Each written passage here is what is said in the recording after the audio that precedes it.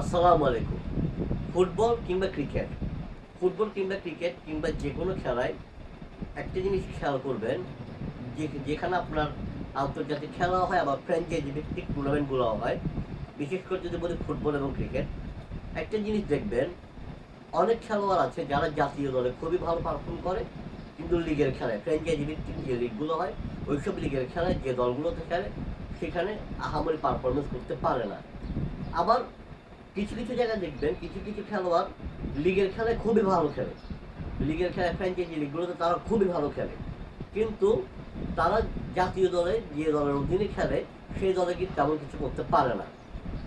এর পিছনে কারণ কি? এর পিছনে অনেক কারণ থাকতে পারে, তবে এর মধ্যে একটা কারণ দেখবেন, যেমন আমি যদি ক্রিকেটে বলি, যেমন মোস্তাফিজুর রহমান দেখবেন জাতীয় দলে তার পারফরমেন্স একরকম, আইপিএল আরেক রকম। এর কারণ কি?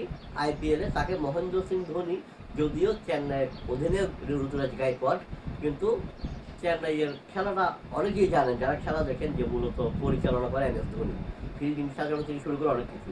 তো এম এস ধোনি যেভাবে মোস্তাফিজুরকে ব্যবহার করেন, এম এস ধোনি এবং চেন্নাইয়ের বোলিং কোচ ডুয়ান ব্রাভো, তো যেভাবে ব্যবহার করেন, যেভাবে তাকে যেভাবে তাকে পরিচালনা করেন, যেভাবে তাকে টিপস দিয়ে বিভিন্ন পরামর্শ দিয়ে, যেভাবে বড় বড় পরামর্শ দিয়ে যেভাবে তাকে ব্যবহার করতে পারছেন, সেভাবে দেখবেন মোস্তাফিজুর রহমান কিন্তু কয়েক ম্যাচে খুবই খুবই খরচে বলার ছিলেন, কিন্তু খরচে বলা থাকলেও সে যে খুব বাজে বলিং করেছে তা না, কিন্তু হয়তো কি অনেক বেশি রান দিয়ে ফেলেছে অনেক কয়েকটা ম্যাচে, কিন্তু বাকি ম্যাচগুলো যদি দেখেন যেসব ম্যাচে মোস্তাফিজ মোটামুটি রান দিয়েছে, কিন্তু বোলিং লেন্থ সব ঠিক ছিল।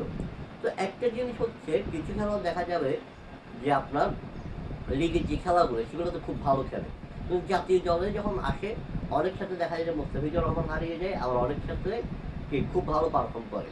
এর পিছনে কারণ হচ্ছে তাকে ব্যবহার, হয়তো তাকে আইপিএলে যেভাবে ব্যবহার করা হচ্ছে সুন্দরভাবে, সেভাবে হয়তো জাতীয় দলে ব্যবহার করা হচ্ছে না। ফুটবলও আপনি অনেক খেলোয়াড় দেখবেন, আপনি ইপিএল বলেন, লা লিগা বলেন, আপনার লিগ ওয়ান বলেন, আপনি বুন্দেস লিগা বলেন, যে লিগে সিরিয়া বলেন, যেখানেই বলেন, দেখবেন অনেক খেলোয়াড় লিগের খেলায় খুবই ভালো পারফর্ম করছে, কিন্তু জাতীয় দলে গিয়ে তেমন কোনো পারফর্ম করতে পারছে না। আবার অনেক খেলোয়াড় জাতীয় দলে খুবই ভালো পারফর্ম করতে পারছে, কিন্তু লিগের খেলায় তেমন পারফর্ম করতে পারছে না। আমি আবারও বলছি, এর পিছনে অনেকগুলো কারণ থাকতে পারে, অনেক কারণে থাকতে পারে, তবে এর মধ্যে একটা বড় কারণ হচ্ছে তাদের তাদের ট্যালেন্টটা, তাদের যে ট্যালেন্টটা আপনার যে প্রতিভাটা, সেই প্রতিভাটাকে আপনার যদি সঠিকভাবে সঠিক জায়গায় সঠিক সময় ব্যবহার করা না হয়, সঠিকভাবে সঠিক জায়গায় সঠিক সময় যদি ব্যবহার করা না হয়, তাহলে আপনার ওই ট্যালেন্টটা অনেক ক্ষেত্রে কাজ করবে না। আর যখন আপনার ট্যালেন্ট কাজ করবে না, তখন আপনার যতই ট্যালেন্ট থাকুক আপনি সমালোচিত হবেন। তো দেখা যায় যে অনেক ক্ষেত্রে লিগের খেলায় যে কোচরা থাকে, তারা যেভাবে একটা খেলোয়াড়কে উপরের দিকে তুলে আনে, সেভাবে জাতীয় দলে এটা সম্ভব হয় না। আবার জাতীয় দলে একটা কোচ অনেক ক্ষেত্রে একজন খেলোয়াড়কে যেভাবে তুলে উপরের দিকে নিয়ে আসে, লিগের খেলায় হয়তো তাকে লিগের খেলার কোচ সেভাবে তুলতে পারে না। তো এখানে প্রধান যে মেসেজটা আমি দিতে চাচ্ছি সেটা আপনারা অনেকেই জানেন, আমি আসলে এতক্ষণ ধরে কী বোঝাতে চাচ্ছি, সেটা হচ্ছে আমাদের সবার কম বেশি ট্যালেন্ট আছে, কিন্তু আমাদের মধ্যে অনেকেই সফল হতে পারছি, অনেকে সফল হতে পারছি না, অনেকে কিন্তু আমরা কম বেশি সবাই সফল হওয়ার চেষ্টা করি।